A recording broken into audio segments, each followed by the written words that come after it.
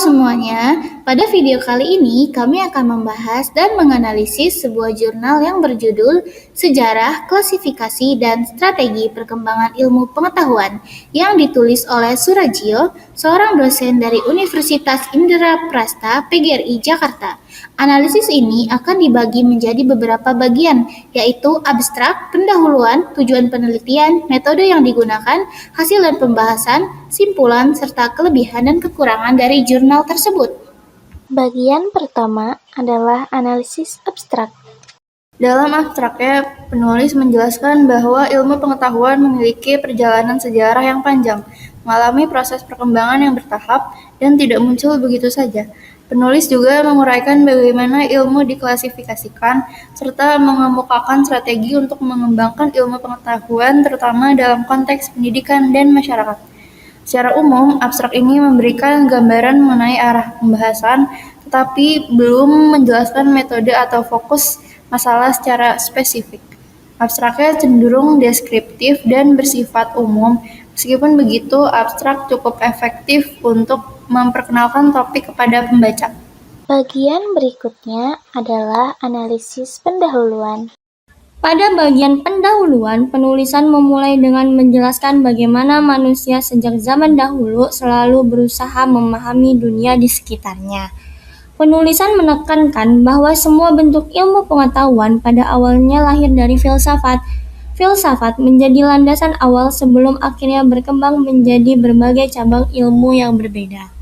Pendahuluan ini memberikan konteks sejarah yang jelas, menunjukkan bagaimana perubahan peradaban dan perkembangan pola pikir manusia ikut mempengaruhi lahirnya berbagai disiplin ilmu.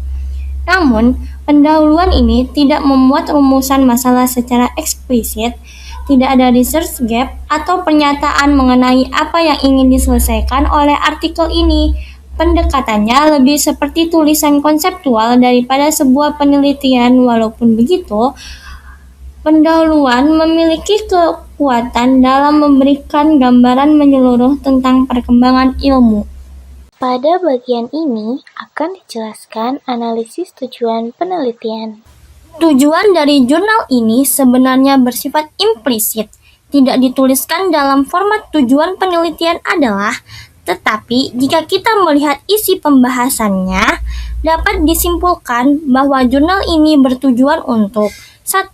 Menjelaskan sejarah perkembangan ilmu, 2. Menguraikan klasifikasi ilmu pengetahuan, 3. Mendeskripsikan strategi pengembangan ilmu dalam masyarakat, dan terakhir, memberikan pemahaman dasar tentang hakikat ilmu pengetahuan itu sendiri.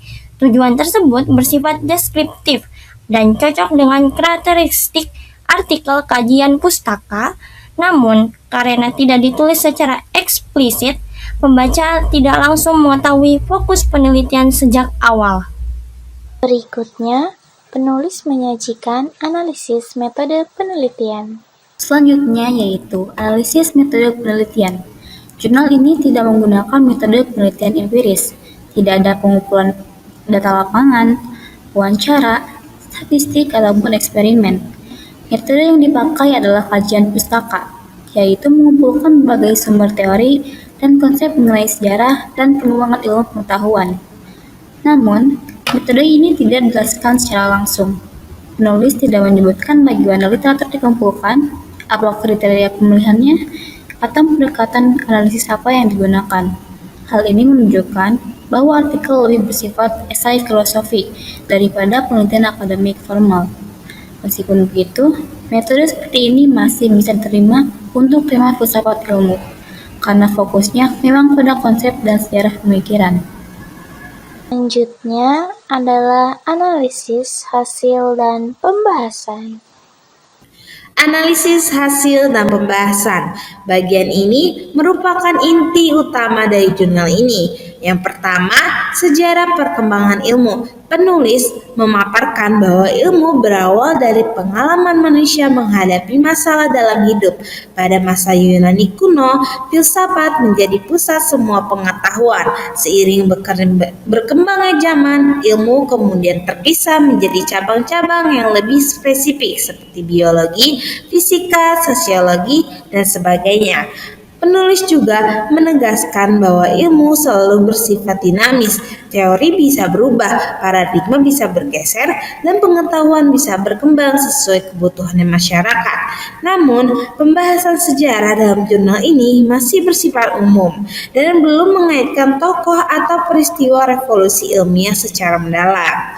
Yang kedua, klasifikasi ilmu pengetahuan. Surajio membagi ilmu menjadi 4 kategori utama, yaitu ilmu formal, ilmu alam, ilmu sosial, dan humaniora. Penulis ini menjelaskan bahwa klasifikasi ini penting agar batas, metode, dan objek kajian setiap ilmu menjadi jelas. Namun, klasifikasi yang digunakan masih bersifat tradisional dan belum menyentuh perkembangan ilmu modern seperti interdisiplin, multidisiplin, atau bidang-bidang baru seperti ilmu data, teknologi, informasi, dan AI. Yang ketiga, strategi pengembangan ilmu. Penulis mengusulkan beberapa strategi pengembangan ilmu pengetahuan, yaitu meningkatkan kualitas pendidikan, memperkuat riset, membangun budaya ilmiah di masyarakat, mendorong inovasi dan kerjasama. Yang terakhir yaitu menyesuaikan ilmu dan kebutuhan bangsa. Strategi yang disampaikan cukup relevan untuk konteks Indonesia, namun pembahasannya masih normatif dan belum menjelaskan langkah konkret yang bisa dilakukan di lapangan. Berikutnya adalah analisis simpulan. Pada bagian simpulan, penulis menegaskan bahwa ilmu adalah hasil perjalanan sejarah yang panjang.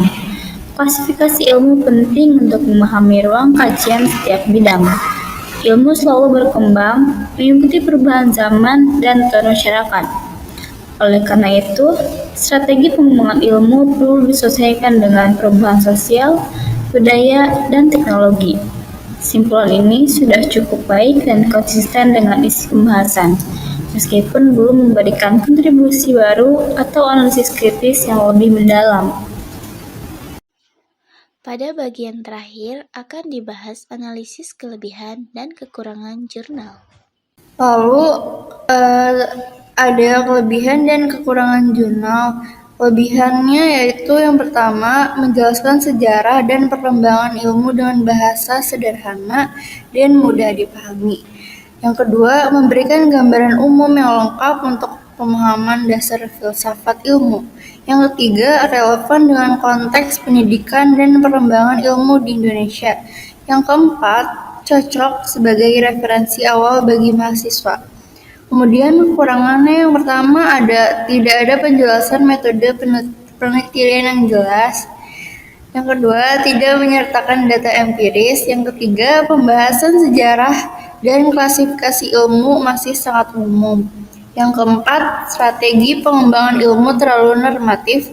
Yang terakhir, tidak ada rumusan masalah, tujuan eksplisit, atau framework teori yang mendalam.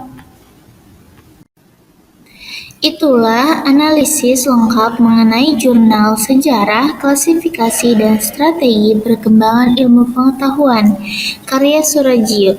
Jurnal ini sangat bermanfaat untuk memahami dasar-dasar perkembangan ilmu, meskipun masih memiliki beberapa keterbatasan dari aspek metodologis dan kedalaman teori.